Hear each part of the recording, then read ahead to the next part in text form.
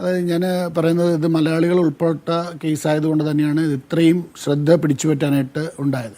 ഇതിനിടയിൽ മറ്റ് കേസുകൾ ഉണ്ടായിട്ടുണ്ടെങ്കിൽ അതൊക്കെ തേഞ്ഞു മാഞ്ഞു പോയിട്ടുണ്ടാവും. നമ്മളൊരു കാര്യം മനസ്സിലാക്കണം, സിസ്റ്റർമാർ ഇവരുമായി സഞ്ചരിക്കാനായി റെയിൽവേ സ്റ്റേഷനിൽ എത്തുമ്പോൾ അവിടെ ആരാണ് ഇവിടെ പിടിച്ചു നിർത്തിയത് എന്ന് നമ്മൾ മനസ്സിലാക്കണം. ബജ്രംഗ് ദളിൻ്റെ പ്രവർത്തകരാണ്. അവിടെ പോലീസ് നോക്കുകുത്തിയായി നിൽക്കുന്ന ഒരു കാഴ്ചയാണ് നമ്മളെല്ലാവരും കണ്ടത്. ബജ്രംഗ് ദളിൻ്റെ പ്രവർത്തകർ അവിടെ അനു ആണെന്ന് തോന്നുന്നു, അവർ വന്ന് അവരോട് അടിക്കുവാൻ മുതിരുന്നു, അവരെ ചീത്ത വിളിക്കുന്നു. അവരതിനുശേഷം കൊടുത്ത ഇൻ്റർവ്യൂ നമ്മളൊന്ന് മനസ്സിലാക്കേണ്ടതായിട്ടുണ്ട്. അത്തരത്തിലുള്ള ആ ഇൻ്റർവ്യൂ മറ്റു കാര്യങ്ങളും കാണുമ്പോൾ ഇത് ബോധപൂർവം സിസ്റ്റേഴ്സിനെ പിടിച്ചു നിർത്തുകയും ഇവരുടെ നിർബന്ധത്തിന് വഴങ്ങി കേസെടുക്കുകയും ചെയ്ത കാര്യമാണ്. ആദ്യമെടുത്ത എഫ്ഐആറിൽ എന്തോ മനുഷ്യക്കടത്ത് മാത്രമായിരുന്നു. അത് കഴിഞ്ഞ് രണ്ടാമത് വന്നപ്പോൾ മതപരിവർത്തനം എന്നുള്ള കേസും കൂടെ വരുന്നു. അപ്പോൾ ഈ രണ്ട് കേസുകളും ഒരിക്കലും ജാമ്യം കിട്ടാൻ പാടില്ല എന്നുള്ള ദുരുദ്ദേശത്തോടു കൂടി തന്നെയാണ് ഇത് ചെയ്തിട്ടുള്ളത്. ഒരു കാര്യം മനസ്സിലാക്കേണ്ടത്, ഈ കേരളത്തിൽ നിന്നുള്ള മിഷനറിമാർ അതല്ലെങ്കിൽ മറ്റ് സ്ഥലങ്ങളിൽ നിന്നുള്ള മിഷനറിമാർ ഇന്ത്യ എന്ന് പറയാൻ നമുക്ക് സാധിക്കുന്നുണ്ടെങ്കിൽ ഈ മിഷനറിമാർ ഇവിടെ വന്ന് പ്രവർത്തിച്ചതിൻ്റെ ഫലമായിട്ട് തന്നെയാണ്. ഇനി ആര് നിഷേധിച്ചിരുന്നാലും അത് ശരിയല്ല. നമ്മൾ ഇന്ത്യയെ കാണുമ്പോൾ മിഷനറിമാർ ഇനി എന്തിനു വന്നതാകട്ടെ അവരിവിടെ വന്ന് ആ പ്രവർത്തനം കണ്ട്, ഇന്നിപ്പോൾ സിസ്റ്റേഴ്സ് എന്താ ചെയ്തത്? പാവപ്പെട്ട ഗ്രാമങ്ങളിൽ അവിടെ ചിലരൊക്കെ പറയുന്നുണ്ടായിരുന്നു, അവിടെ ലൈറ്റുണ്ടോ, റോഡുണ്ടോ, അല്ലെങ്കിൽ അവർക്ക് കുടിവെള്ളമുണ്ടോ, ഭക്ഷണമുണ്ടോ, സ്കൂളുണ്ടോ, അവർക്ക് വസ്ത്രമുണ്ടോ എന്നുപോലും തിരക്കാത്ത രാഷ്ട്രീയ പാർട്ടികൾ, അവർ അതൊന്നും ഇതാകുന്നില്ല, എന്തോ കാര്യങ്ങൾക്ക് വേണ്ടി മാത്രം അവിടെ പോയാൽ പോയി ഇല്ലെങ്കിലില്ല. അങ്ങനെയുള്ള സ്ഥലങ്ങളിൽ നിന്നും അവിടെയുള്ള ജനങ്ങളെ മുൻപന്തിയിലേക്ക് കൊണ്ടുവരാൻ, ഒന്നുകിൽ ഒന്ന് നല്ല രീതിയിൽ ഭക്ഷണം കഴിക്കാൻ, ഒന്ന് നല്ല രീതിയിൽ വസ്ത്രധാരണം ചെയ്യാൻ, അവരുടെ അസുഖങ്ങൾക്ക് മരുന്ന് കൊടുക്കാൻ, അവരെ കുറച്ചുകൂടി വിദ്യാഭ്യാസം കൊടുക്കുവാനായി, അങ്ങനെ അവരെ കുറച്ചുകൂടി ഉയരങ്ങളിലേക്ക് കൊണ്ടുവരാൻ, കുറച്ചുകൂടി നല്ല രീതിയിൽ ചിന്തിക്കാൻ, വളരുവാൻ അവരെ പ്രാപ്തരാക്കുന്ന സിസ്റ്റേഴ്സിനെ പിടിച്ചു നിർത്തിയതുകൊണ്ട് ഇന്ത്യ എങ്ങോട്ടാണ് പോകുന്നതെന്ന് നമ്മൾ ചിന്തിക്കണം. ഇന്ന് നമ്മുടെ ഈ പ്രോസിക്യൂഷന് വേണ്ടി കോടതിയിൽ ഹാജരായ പ്രങ്കൂഷ് മിശ്ര അഭിഭാഷകൻ പറഞ്ഞത് എന്താണ്? ഇവർ വെളിയിൽ പോയാൽ ഇനിയും മതപരിവർത്തനം നടത്തും. നിങ്ങൾ മനസ്സിലാക്കേണ്ടത്, ഇവിടെയുള്ള മിഷണറിമാരോ വൈദികരോ സിസ്റ്റേഴ്സോ മതപരിവർത്തനം നടത്തിയിരുന്നുവെങ്കിൽ ഇന്നിവിടെ ഒരു ക്രിസ്ത്യൻ രാജ്യമായി മാറുമായിരുന്നു.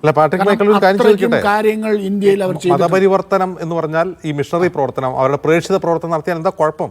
അങ്ങനെ ചെയ്യുന്ന ആളുകളുണ്ടല്ലോ. ഇപ്പോൾ പ്രേക്ഷിത പ്രവർത്തനം നടത്തി അതിന്റെ പേരിൽ ജയിലിൽ കിടക്കുന്ന ആളുകളുണ്ട്. പ്രേക്ഷിത പ്രവർത്തനവുമായി ബന്ധപ്പെട്ട് വിദ്യാഭ്യാസപരമായ രംഗത്തും അതുപോലെ തന്നെ ആശുപത്രി, അതായത് മെഡിക്കൽ രംഗത്തും ഒക്കെ പ്രവർത്തിക്കുന്നവരുണ്ട്.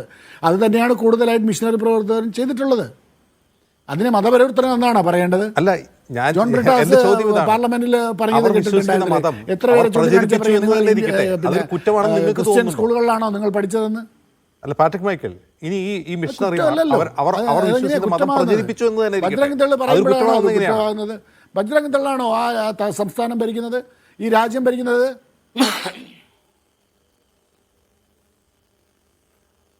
പാട്രിക് മൈക്കൽ, ഇനി അവർ മിഷണറി പ്രവർത്തനം നടത്തിയെന്ന് തന്നെ ഇരിക്കട്ടെ, അവർ വിശ്വസിക്കുന്ന മതം പ്രചരിപ്പിച്ചു എന്ന് തന്നെ ഇരിക്കട്ടെ, അതൊരു കുറ്റമാവുന്നത് എങ്ങനെയാണ്? മതം ഇതിനകത്ത് ഭരണഘടന നമ്മുടെ 3-ാം ഭാഗത്തിൽ 25 മുതൽ 28 വരെയുള്ള ഭാഗങ്ങളിൽ കൃത്യമായി പറയുന്നുണ്ട് മതസ്വാതന്ത്ര്യം. അത് കഴിഞ്ഞ് മതസംഘടനകൾക്ക് പ്രവർത്തിക്കേണ്ട രീതി, അത് കഴിഞ്ഞ് അതിനകത്ത് മതസംഘടനകൾ നികുതി അടയ്ക്കണോ വേണ്ടയോ എന്ന് തുടങ്ങി കാര്യങ്ങൾ കൃത്യമായി അതിനകത്ത് പറയുന്നുണ്ട്. ഈ ഒരു ഇന്ത്യൻ ഭരണഘടന ഉണ്ടാക്കുമ്പോൾ തന്നെ പലരും അതിനകത്ത് പങ്കുവച്ചിട്ടുള്ളതാണ്. അംബേദ്കർ മുതൽ ആനി മസ്ക്രീൻ ഉൾപ്പെടെയുള്ള ഞങ്ങളുടെ ലത്തീൻ സമുദായ അംഗം ഉൾപ്പെടെയുള്ളവർ അതിനകത്ത് വലിയൊരു ഭാഗമായി നിന്നിട്ടുള്ളവരാണ്.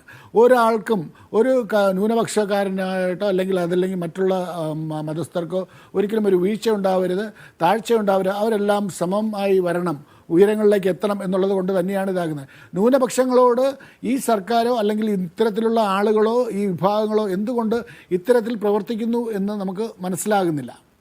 അപ്പോൾ അത്തരത്തിൽ പ്രവർത്തിക്കാൻ വേണ്ടിയിട്ടാണ് നമ്മൾ നോക്കുന്നത്. കാരണം ഇത്തരത്തിൽ സിസ്റ്റേഴ്സ്, അത് വളരെ ഒരു കാര്യം മനസ്സിലാക്കേണ്ടത്, സന്ധിവാദം പോലെയുള്ള രോഗമുള്ള സിസ്റ്ററാണത്. 6 മാസത്തിലൊരിക്കൽ സ്വന്തം നാട്ടിൽ വന്ന് ചികിത്സ തേടിയിട്ട് പോകുന്നതാണ്. കഴിഞ്ഞ മെയിൽ വൈദികരോടും സംഘപരിവാർ സംഘടനകൾ ഇങ്ങനെ പ്രവർത്തിക്കുന്നത് എന്തുകൊണ്ടാണെന്ന് നിങ്ങൾക്ക് മനസ്സിലാവുന്നില്ല? ഇനിയും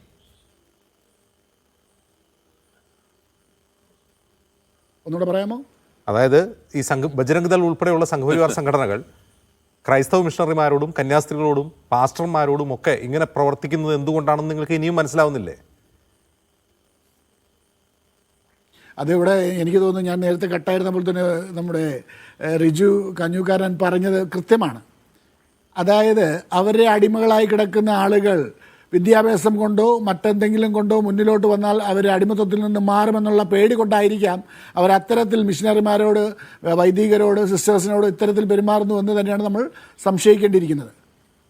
അവരെ മുന്നോട്ട് നിങ്ങൾ ഈ ക്രൈസ്തവ സഭകൾ രാജ്യത്ത് നടത്തുന്ന സേവന പ്രവർത്തനങ്ങൾ അങ്ങ് അവസാനിപ്പിച്ചു കഴിഞ്ഞാൽ ഇവർ നിങ്ങളെ ആക്രമിക്കുന്നില്ല എന്നാണോ കരുതുന്നത്? ആര് പറഞ്ഞു?